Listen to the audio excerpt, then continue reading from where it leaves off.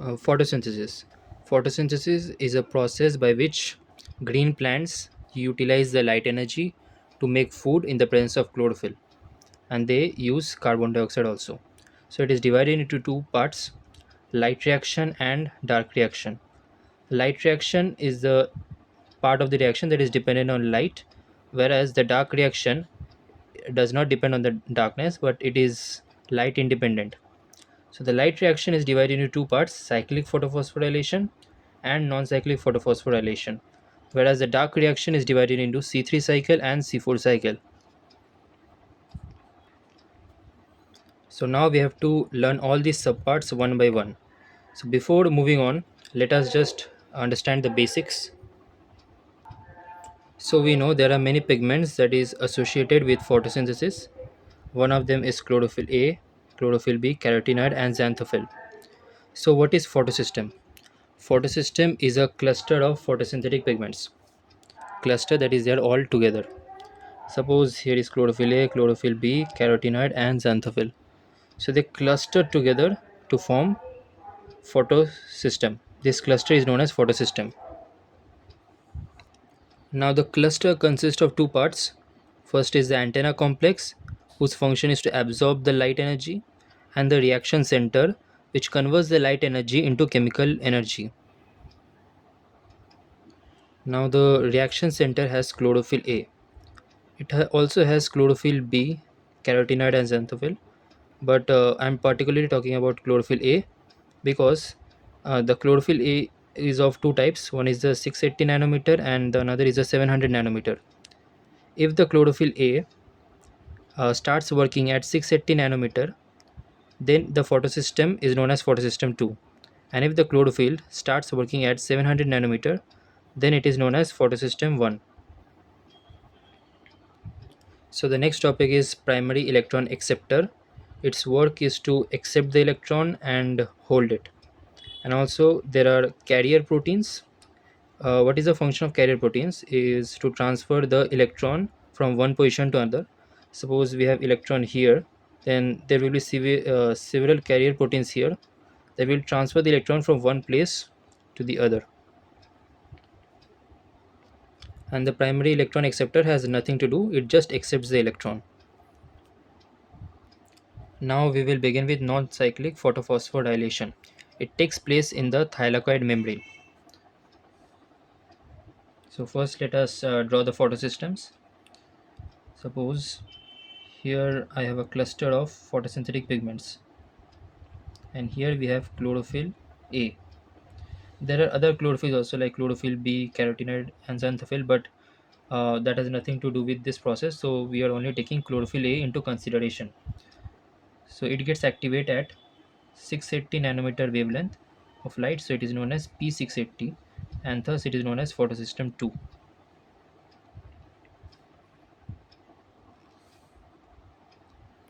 Now here photolysis of water takes place.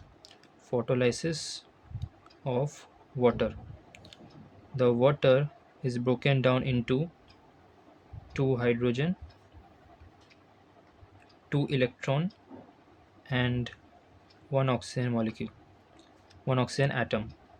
Now this highly energetic electron is as it is highly energetic, it just travels upward. It is in a very excited state. The two electrons. We are taking two electrons here, so let us consider with two electron. It can be four electron, six electron, anything. So the electron is moving upwards. The two electrons. It is still moving upwards, and it is finally caught by a primary electron acceptor. Here is photosystem 2. Photolysis of water, electron is released, and the electron goes is highly energetic, so it goes up, and it is then accepted by the primary electron acceptor.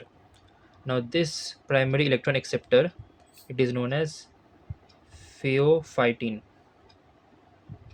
It is just the name of this primary electron acceptor and nothing else. Now the electron is released from this primary electron acceptor and is carried away by the carrier proteins as I talked earlier. So the first carrier protein that is here is plastoquinine. Plastoquinine. This is the first carrier protein. Then from the plastoquinin, there is another carrier protein known as cytochrome F. Just remember the names of the carrier proteins and uh, what they are doing. They are just carrying it and nothing else.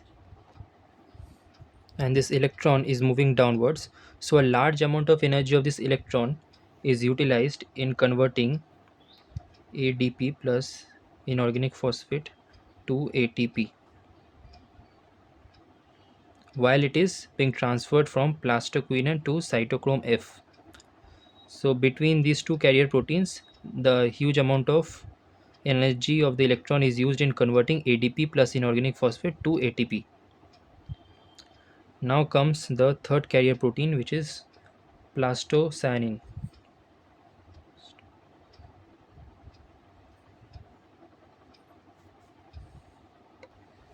Then from plastocyanin, it reaches another photosystem, which is known as PS1. It is same as this, but it gets activated at 700 nanometer wavelength of light. Chlorophyll A, cluster of photosynthetic pigments. Photosystem is a cluster of photosynthetic pigments. It gets activated. The chlorophyll A here gets activated at 700 nanometer wavelength of light. Why it is after this? Because it the light energy increases slowly. So first it reaches the light reaches the 680 nanometer wavelength, then it reaches the 700 nanometer wavelength. So in that sense, first this gets activated, then this. So as the energy is increasing from 680 to 700, it is slowly increasing. That is why it gets activated later. As the light of 700 nanometer reaches this chlorophyll, it also releases two electrons in the upward direction. The two electrons get directed towards the up. But one thing to keep in mind, as the two electrons move upward, there is a shortage of two electron. Electron is negatively charged, so as the electron is lost, so this whole thing get positively charged.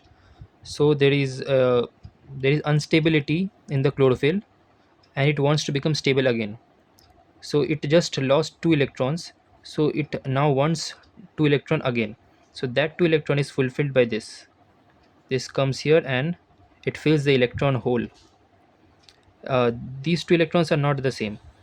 This electron is released by it, and this electron is released by photosystem 2. It goes up, and the hole created here is filled by this electron. It is known as electron hole. The deficiency of electron here is known as electron hole. Now this electron goes up, and there is another primary electron acceptor known as F AFES. This is the name. That's something iron sulfate or iron sulfide. So now the two electron is accepted by the primary electron acceptor, and it again releases two electrons. Same as this case. These two are almost the same case. Just the carrier proteins are different. Here we have another carrier protein known as ferredoxin.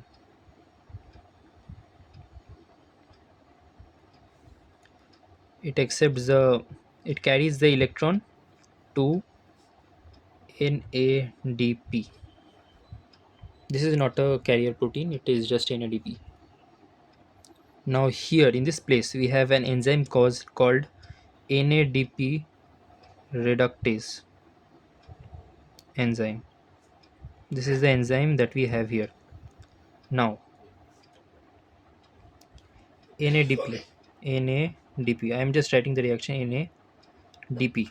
This NADP positively charged, okay, and the two electrons that is coming from FES to the NADP plus this two electron.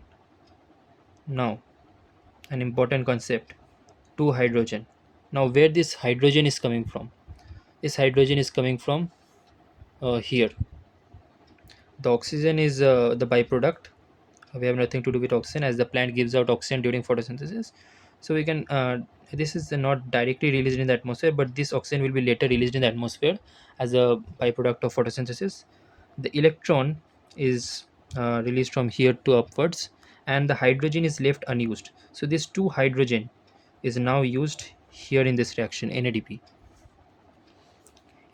plus NADP, which was already there, and plus 2 electron which was transferred from proton primary electron acceptor, and this 2H which is taken from here. Now all these combine to form NADP. This 2 electron energy is used from NADP H2.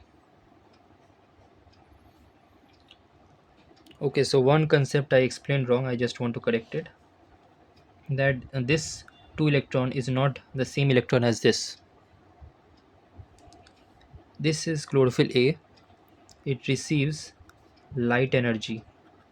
Okay, so it receives light energy, it gets excited, and it releases the 2 electrons. Now there is an electron hole.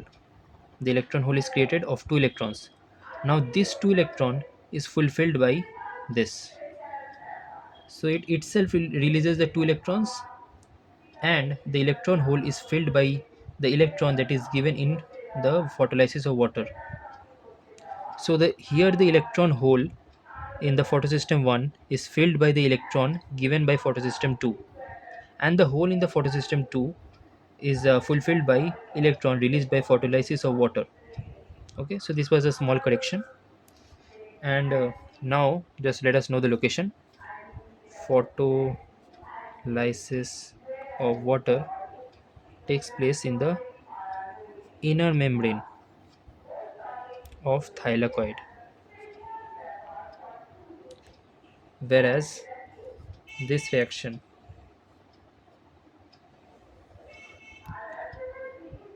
it takes place in the outer membrane.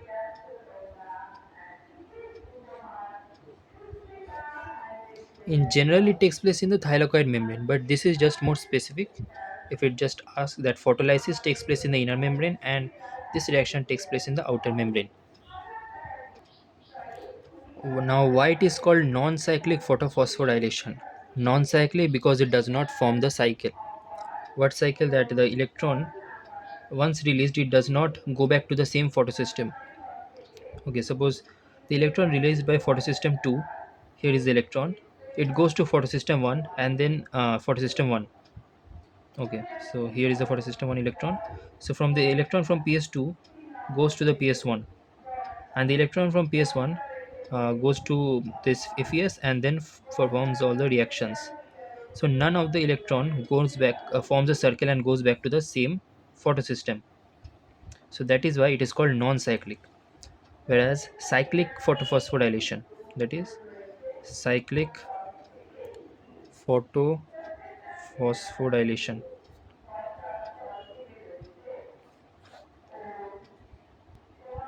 Now the cyclic photophosphorylation is almost the same, except as the electron goes from PS2, it goes here, then here, and when it reaches the ferredoxin, it does not go to NADP.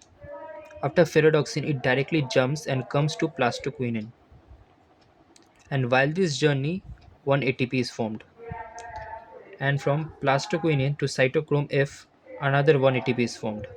And it again goes here, photosystem 1, then primary electron acceptor, then again ferredoxin, then again plastoquinone, here. It's like a cycle. This is cyclic photophosphorylation.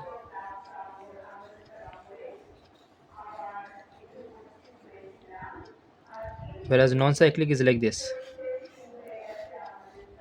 Non-cyclic, cyclic.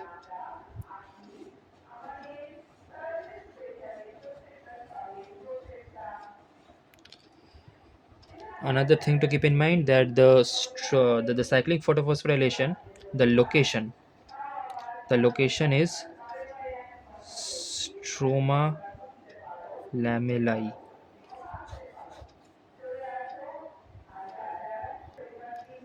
And in the cyclic, we have two ATPs formed. One ATP is formed between the pathway from ferredoxin to plastoquinone, one ATP is formed, and from plastoquinone to cytochrome F, one ATP is formed. So in order, two ATP is formed.